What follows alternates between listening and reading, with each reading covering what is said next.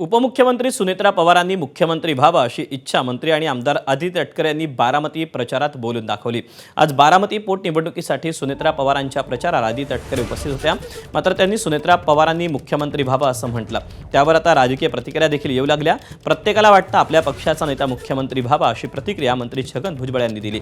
आम्हालाही आमच्या नेत्या मुख्यमंत्री व्हाव्यात असं वाटतं, तर त्यासाठी बंड करणार नाही, पण त्या कधी ना कधी मुख्यमंत्री होतील असं भुजबळ म्हणाले।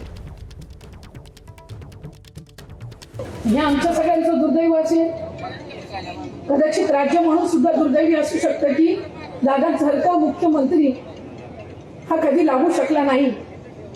पण मला खात्री आहे बाकीचे स्वप्न तुमच्या माध्यमातून ते पुढच्या कालावधीमध्ये पूर्ण होईल।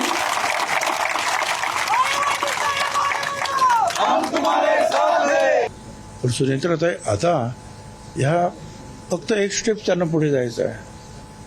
अशी परिस्थिती कधीतरी येऊ सुद्धा शकते, का येऊ नये।